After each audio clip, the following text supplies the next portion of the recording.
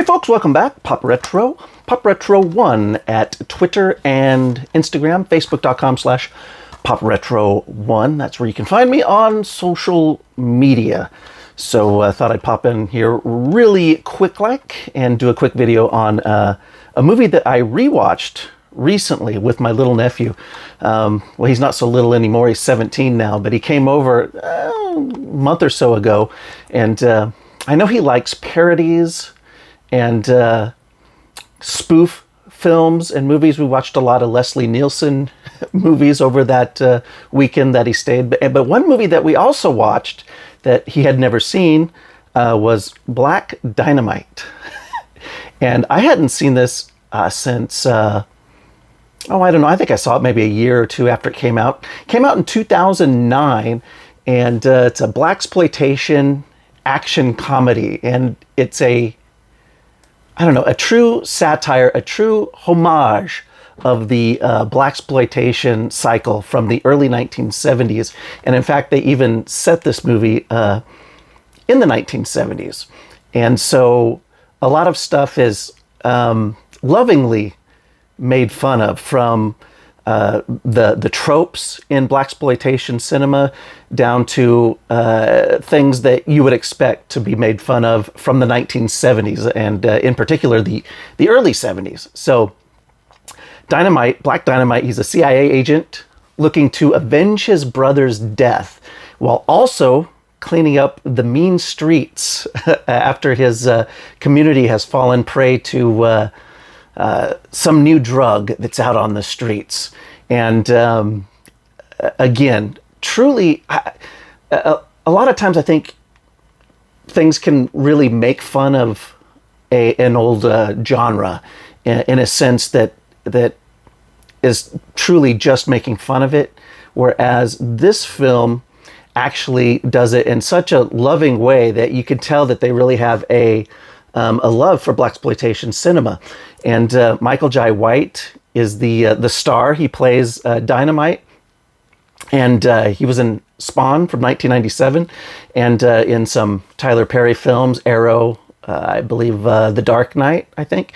And he plays it so well and so over the top, and because he's macho, he's muscular, and if you like action movies too, this actually plays out like a really fun, over-the-top action movie. Like the whole reason we watch kind of 70s and 80s B-level action films, a lot of those, say, Italian action movies on VHS that we used to watch back in the 80s when all the new releases we had seen them all, and we'd seen everything at the theater, and that was all that was left. And we wound up watching those, and they're just kind of crazy and over the top. That's how this kind of plays out. Even though it's parodying all of that old stuff, it's actually paying homage to it as well. And it's directed by Scott Sanders, previously directed Thick as Thieves 10 years earlier in 1999.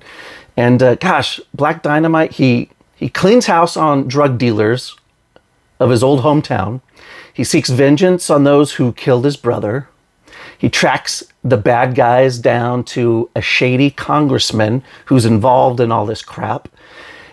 And it all has ties to a government project to create this malt liquor that's designed to emasculate the African American population. And it all culminates with a showdown with the ultimate bad guy of the 1970s. And I'm not going to spoil it for you.